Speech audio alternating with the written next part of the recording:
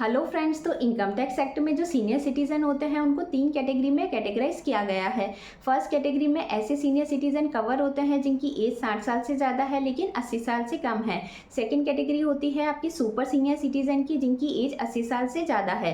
और third category होती है आपकी स्पेसिफाइड सीनियर सिटीजन की जिनकी एज 75 साल से ज़्यादा है। तो इस तरीके से जो हमारी इंडियन गवर्नमेंट है उनके द्वारा सीनियर सिटीजन को कई सारे बेनिफिट है जो कि प्रोवाइड किए जाते हैं। जैसे कि यदि मान लो सीनियर सिटीजन के द्वारा बैंक में यदि कोई एफडी कराई जाती है और वहां से यदि उन्हें कोई इंटरेस्ट इनकम रिसीव होती है तो उस केस में फाइनेंशियल ईयर 25-26 में यदि सीनियर सिटीजन की इंटरेस्ट इनकम यदि 1 लाख रुपए तक है तो उस केस में उनका कोई भी टीडीएस बैंक के द्वारा डिडक्ट नहीं किया जाता है। साथ ही सीनियर सिटीजन के पास एक ऑप्शन ये भी रहता है कि यदि मान लो उनकी फाइनेंशियल ईयर 25-26 की टोटल इनकम जो है वो 12 लाख रुपए तक है और उस इनकम में यदि कोई भी स्पेशल कैटेगरी की इनकम नहीं है तो उस केस में यदि सीनियर सिटीजन को जो इंटरेस्ट की इनकम रिसीव होती है वो यदि 1 लाख रुपए से ज़्यादा है तो यहाँ पे सीनियर सिटीजन के पास ये भी ऑप्शन रहता है कि वो बैंक में जाके फॉर्म 15 सबमिट कर सकते हैं ताकि उनकी इंटरेस्ट इनकम पे कोई भी टीडीएस डिडक्ट ना किया जाए। साथ ही यदि मान लो कोई सीनियर सिटीजन है जिनकी बिजनेस से कोई भी इनकम नहीं है तो उस केस में यदि एक फाइनेंशियल ईयर में उनका अगर 10,000 रुपये से ज़्यादा का टैक्स भी बनता है तो उनके ऊपर एडवांस टैक्स की प्रोविजन एप्लीकेबल नहीं होते हैं।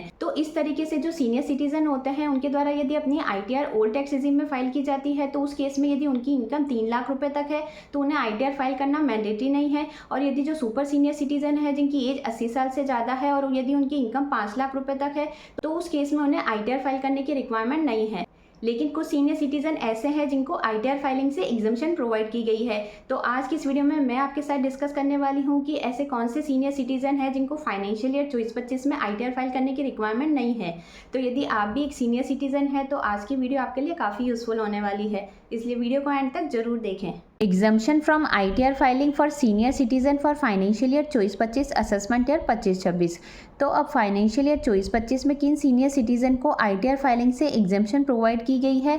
तो अब यदि कोई भी सीनियर सिटीजन है जिसकी एज 75 साल से ज़्यादा है या फिर उन्होंने 31 मार्च 2025 तक अपनी एज के यदि 75 ईयर्स कंप्लीट कर दिए हैं तो फिर उन्हें स्पेसिफाइड सीनियर सिटीजन की कैटेगरी में कवर किया जाता है।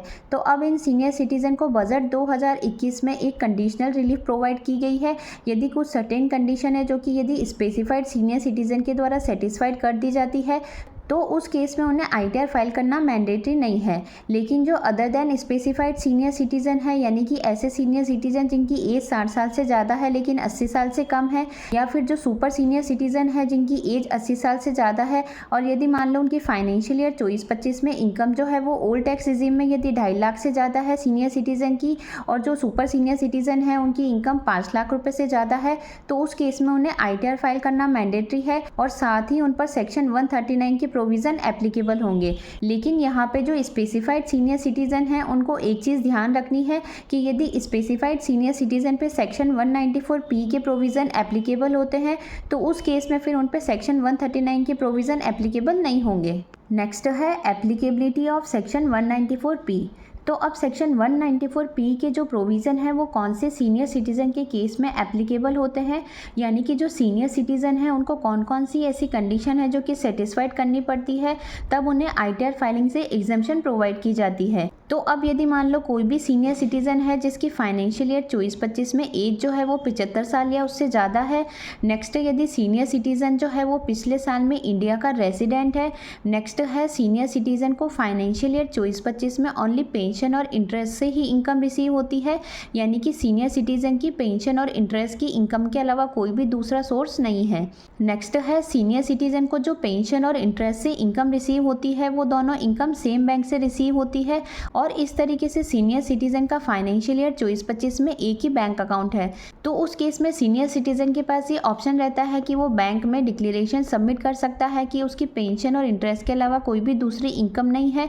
तो फिर उस केस में सीनियर सिटीज़न को आईटीआर फाइल करना मैंडेटरी नहीं होता है। लेकिन यदि मान लो कोई सीनियर सिटीज़न है जिसको पेंशन और इंटरेस्ट की इनकम के अलावा कोई दूसरी इनकम भी रिसीव होती है या फिर जो पेंशन और इंटरेस्ट की इनकम रिसीव होती है वो इनकम दोनों अलग अलग बैंक से रिसीव हो रही है तो उस केस में सीनियर सिटीज़न पे सेक्शन 194 के प्रोविज़न एप्लीकेबल नहीं होंगे।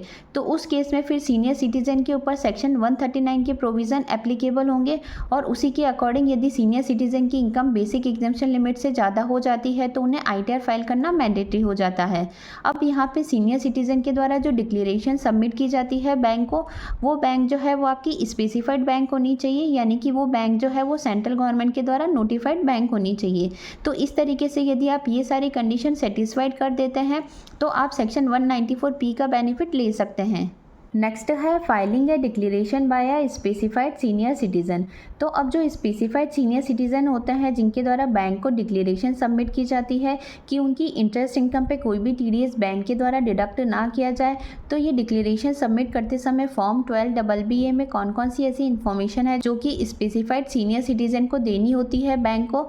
तो उसमें फर्स्ट है PAN number and pension payment order number. Next है total income of the specified senior citizen.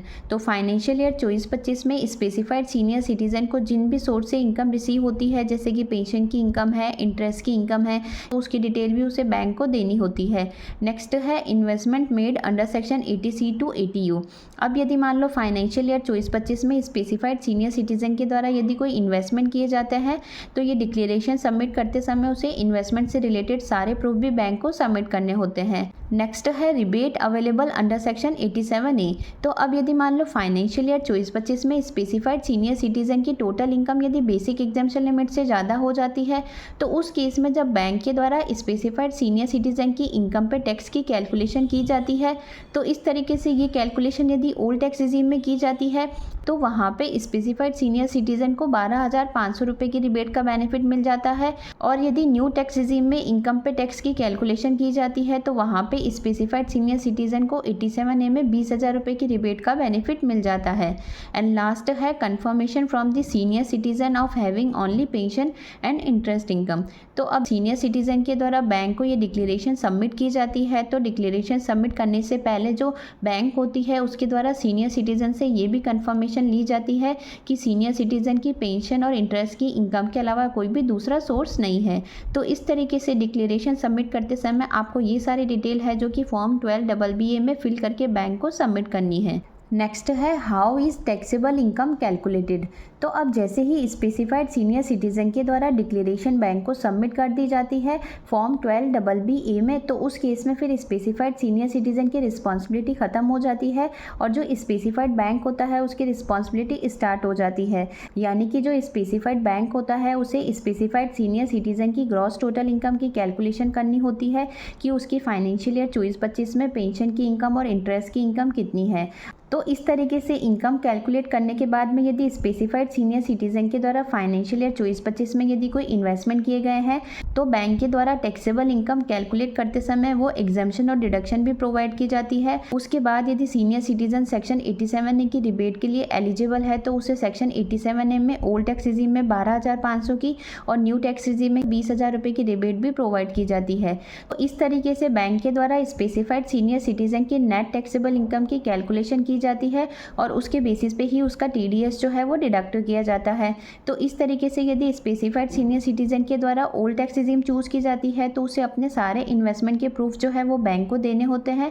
लेकिन यदि मान लो उसके द्वारा न्यू टैक्स रिजीम में ITR फाइल की जाती है तो उसे फिर कोई भी इन्वेस्टमेंट से रिलेटेड प्रूफ देने की रिक्वायरमेंट नहीं है। स्पेसिफाइड सीनियर सिटीज़न को एक चीज़ स्पेशली ध्यान रखनी है कि यहाँ पे स्पेसिफाइड सीनियर सिटीज़न को सिर्फ ITR फाइलिंग से एग्जम्पशन प्रोवाइड की गई है। यानी कि यदि फाइनेंशियल ईयर 24-25 में ओल्ड टैक्स रिजीम में यदि स्पेसिफाइड सीनियर सिटीज़न की इनकम 5 लाख रुपए से ज़्यादा है और न्यू टैक्स रिजीम में यदि इनकम 7 लाख रुपए से ज़्यादा हो जाती है तो उस केस में फिर स्पेसिफाइड सीनियर सिटीज़न को टैक्स का भी पेमेंट करना होगा।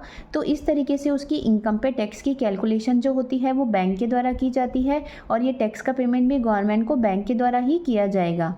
नेक्स्ट है बेनिफिट्स ऑफ सेक्शन 194P। तो अब यदि सीनियर सिटीज़न पे सेक्शन 194P के प्रोविज़न एप्लीकेबल होते हैं तो उस केस में सीनियर सिटीज़न को कौन कौन से बेनिफिट है जो कि प्रोवाइड किए जाते हैं। तो फर्स्ट है नो ITR फाइलिंग। तो सबसे इम्पोर्टेंट बेनिफिट जो सीनियर सिटीज़न को प्रोवाइड किया जाता है वो ये है कि अब सीनियर सिटीज़न को ITR फाइल करने की कोई भी रिक्वायरमेंट नहीं रहती है यदि उनकी इनकम बेसिक एग्जम्पशन लिमिट से ज़्यादा है और ना ही उन्हें ड्यू डेट को याद रखने की ज़रूरत है। नेक्स्ट है सेव ITR फाइलिंग कॉस्ट। तो अब यदि मान लो कोई सीनियर सिटीज़न है जिस पे यदि ITR फाइल करना मैंडेटरी हो जाता है, तो उस केस में यदि मान लो किसी सीनियर सिटीज़न के द्वारा किसी टैक्स प्रोफेशनल की हेल्प ली जाती है ITR फाइलिंग के रिगार्डिंग, तो वहाँ पे उसे प्रोफेशनल फ़ीस का भी पेमेंट करना होता है।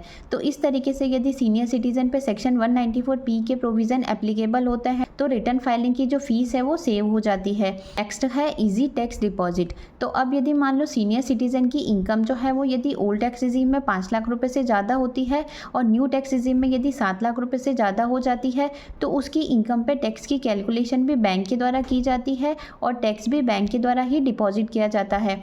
तो उस केस में फिर सीनियर सिटीज़न को उसकी इनकम पे कितना टैक्स बन रहा है वो कैलकुलेट करने की कोई रिक्वायरमेंट नहीं रहती है। नेक्स्ट है no need to wait for refund. तो कई बार ऐसा होता है कि हमारी इनकम जो है वो बेसिक एग्जाम्पशन लिमिट से ज़्यादा होती है, तो उस केस में फिर हमें ITR फाइल करना मैंडेटरी हो जाता है। तो ITR फाइल करते समय यदि हमारे द्वारा रॉन्ग ITR फॉर्म का सिलेक्शन कर लिया जाता है या फिर किसी अदर रीज़न की वजह से यदि हमारी ITR डिफेक्टिव हो जाती है, तो उस केस में फिर हमारा रिफ़ंड जो है वो रुक जाता है और इस तरीके से फिर सीनियर सिटीज़न की अननेसेसरी वर्किंग कैपिटल जो है वो ब्लॉक हो जाती है। सिटीज़न को एक बेनिफिट ये है कि उन्हें ना तो अपनी ITR फाइल करनी पड़ेगी और ना ही रिफ़ंड के लिए वेट करना पड़ेगा। एंड लास्ट है no need of TDS certificate. तो अब जब सीनियर सिटीज़न की इनकम पे कोई भी TDS डिडक्ट नहीं किया जाता है, तो उस केस में फिर सीनियर सिटीज़न को अननेसेसरी बैंक में चक्कर भी नहीं लगाने पड़ते हैं TDS सर्टिफिकेट कलेक्ट करने के लिए। ये सारे बेनिफिट है जो कि सेक्शन 194P में सीनियर सिटीज़न को प्रोवाइड किए जाते हैं। Thanks for watching.